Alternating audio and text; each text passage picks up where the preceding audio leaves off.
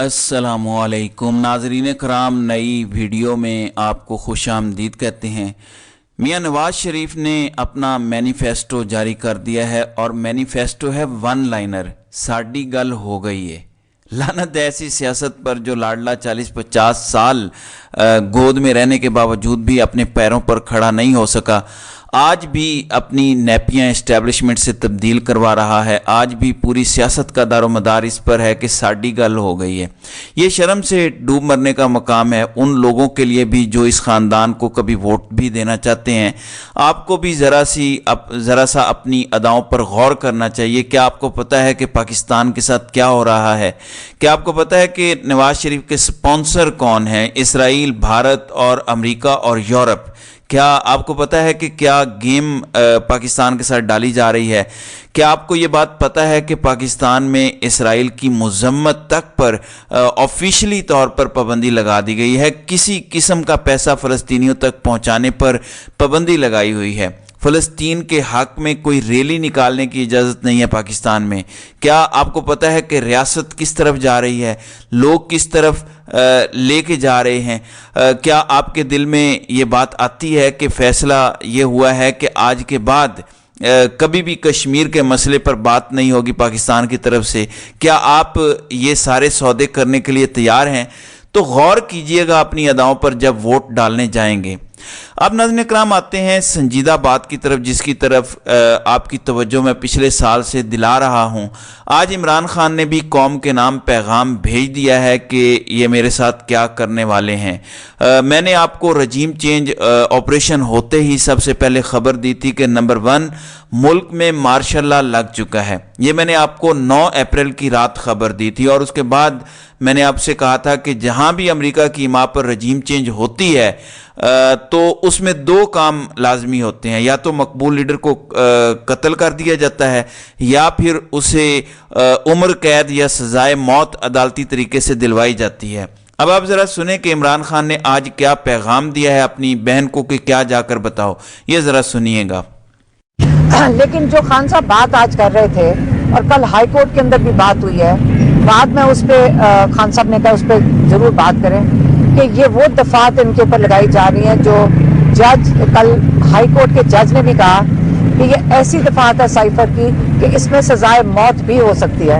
अब उम्र कैद या सजाए मौत, अब ये सोच लें कि किस चीज़ के लिए खान साहब पे ऐसा चार्ज लगाया जा रहा है। क्या उन्होंने ऐसा जुर्म किया है जिसके? जी नाज़रीन इकराम, ये इमरान खान ने कौम के नाम पैगाम भेजा है और ये बात मैं आपको मुसलसल 1.5-2 साल से बता रहा हूँ कि प्लान इनका अल्टीमेट यही है।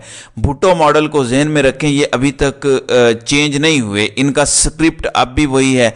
जब भी अमेरिका ऑर्डर देगा किसी लीडर को हटाने का, स्क्रिप्ट बिल्कुल सेम चला जाएगा। ये आहिस्ता आहिस्ता अपनी मंजिल की तरफ बढ़ रहे हैं। इनको पता है किस चीज़ ने रोका हुआ है। एक बार ये अवाम का रिएक्शन देख चुके हैं जब 9 मई को इन्होंने इमरान खान की तजलील और तौहीन की थी। क्या ये अवाम बर्दाश्त कर लेगी अगर ऐसा कुछ होता है? ये इतना क्रैकडाउन, इतना खौफ जो फैलाया जा रहा है, आपको पता है ये किस लिए है?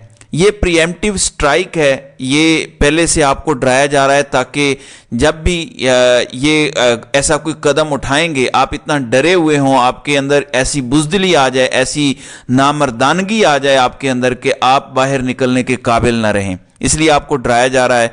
ख़ास तौर पर ख़वातीन को इसी तरह टारगेट किया जा रहा है कि ख़तरा ये है कि अगर ये कोई ऐसा इकदाम करते हैं या ऐसी कोई सज़ा दिलवाते हैं तो ख़वातीन बाहर निकलेंगी तो मर्द भी उनके साथ बाहर निकल आएंगे और इतने बड़े तूफ़ान को रोकना नामुमकिन हो जाएगा। ये है वो सारी गेम।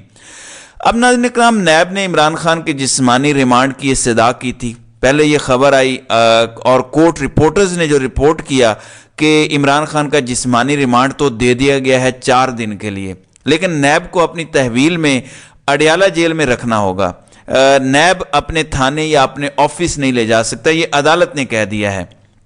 लेकिन अब इमरान खान के जो वकला टीम के मेंबर हैं, इंतज़ार हुसैन पंजोथा, मैं आपको उनकी ट्वीट पढ़ के सुनाता हूं। उन्होंने फैक्ट दुरुस्त किए हैं। ज़ाहिर है ہمیں انہی پر یقین کرنا پڑے گا. ویسے تو کورٹ رپورٹر بھی بہت معتبر ہیں جو وہ بات کرتے ہیں، لیکن ظاہر ہے کہ ان کے ٹرائل اس طرح کے ہوتے ہیں کہ وکلاء کو ظاہر ہے بہتر انفارمیشن ہے. وہ کہتے ہیں کہ عمران خان کا ریمانڈ منظور نہیں ہوا، البتہ نیب جیل جا کر کیس سے متعلق تفتیش کر سکتی ہے. یہ لکھا ہے کہ یہ جو تفتیش کی اجازت ہے یہ ضمانت کے بعد بھی تفتیشی ادارے کر سکتے ہیں، لہٰذا میڈیا میں گردش کرتی خبریں غلط ہیں. آج ٹرائل جج محمد بشیر نے واضح طور پر نیب کی فزیکل کسٹڈی کی استدعا مسترد کر دی ہے.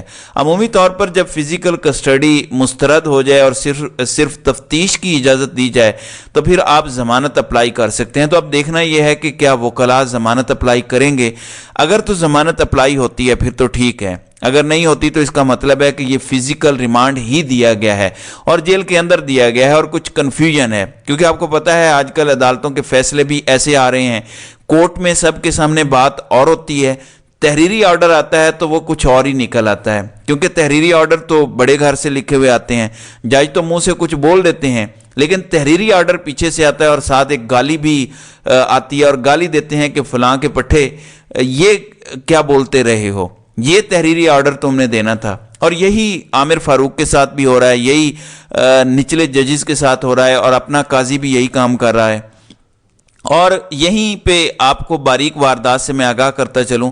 ناظرین کرام، ایک شاندار فیصلہ آیا تھا، سویلین کے فوجی عدالتوں میں ٹرائل کو کالعدم قرار دے دیا گیا تھا، غیر آئینی قرار دیا گیا تھا اور آفیشل سیکرٹ ایکٹ کی ایک شک بھی ختم کر دی گئی تھی. اب وفاقی حکومت سندھ کی حکومت، وزارت دفاع، پتہ نہیں وزارت داخلہ، کتنے ہی محکموں نے اور یہ ساری کیئر ٹیکر حکومتیں جو ہیں انہوں نے اپیل دائر کر دی اور اپیل میں بڑی باریک واردات ڈالی ہے. یہ قاضی گینگ بڑی باریک وارداتیں ڈالتا ہے، آئین جمہوریت کی پیٹھ میں چھرے بھی گھونپ رہے ہیں اور پارلیمنٹ کی بالادستی کے نام پر گھونپے جا رہے ہیں.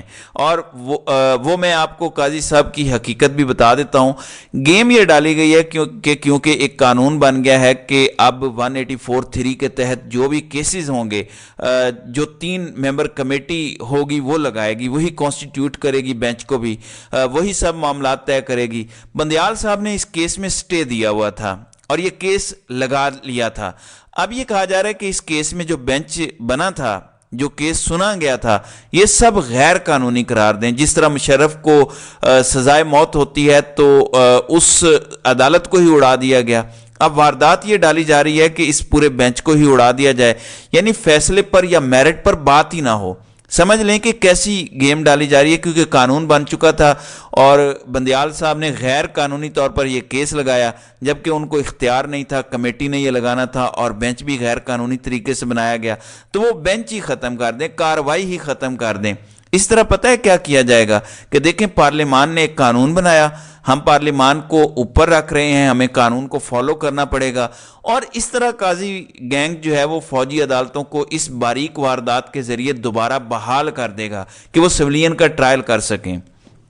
فوجی عدالتیں تو پہلے ہی قائم ہیں، لیکن وہ فوجیوں کے لیے قائم ہے، صرف پابندی لگی تھی کہ سویلین کا ٹرائل وہاں پر نہیں ہوگا. تو اب دوبارہ یہ کروانے کی پوری سازش چل رہی ہے. کیونکہ عام عدالتوں میں کسی بندے کو بھی یہ سزا دلوا نہیں سکتے.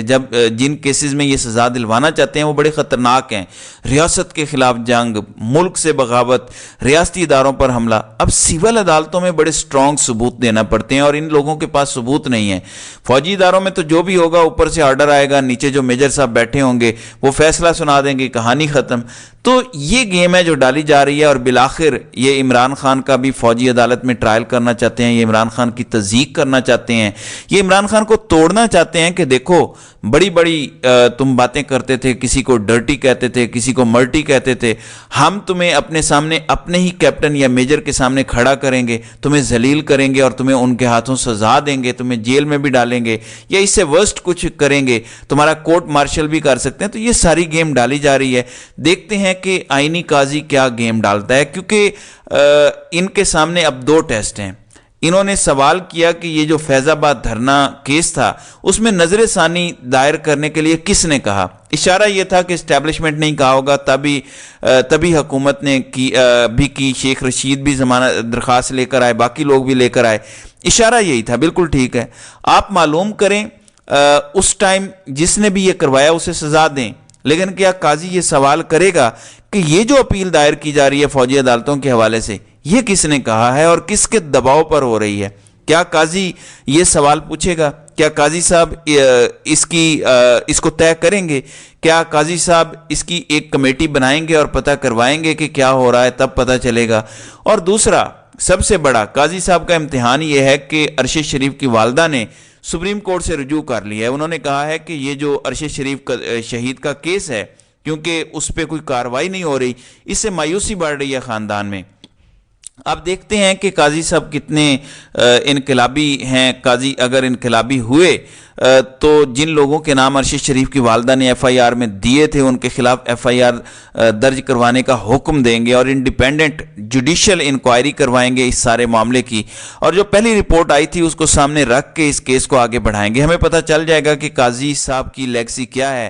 ابھی تک تو وہ شہباز شریف سے ایک ہاتھ آگے ہی ثابت ہو رہے ہیں، لیکن یہ وقت ثابت کرے گا آپ کو۔ دیکھتے ہیں کہ اس ملک کے آئین قانون اور جمہوریت سے مزید کتنا کھلواڑ کیا جاتا ہے۔ باقی ان کے 11 ماہ ہیں۔ ناظرین اکرام، ایک خبر یہ بھی آ رہی ہے کہ الیکشن کا شیڈیول دسمبر کے پہلے یا دوسرے ہفتے میں آنے جا رہا ہے۔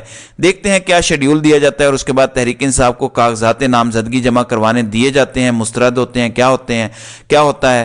نئی گیم کا مرحلہ وہاں سے شروع ہوگا۔ تو ناظرین اکرام، آپ کی اس ویڈیو کے حوالے سے کیا رائے ہے؟ آپ اپنی رائے کا اظہار کامنٹ سیکشن میں ضرور کیجیے گا۔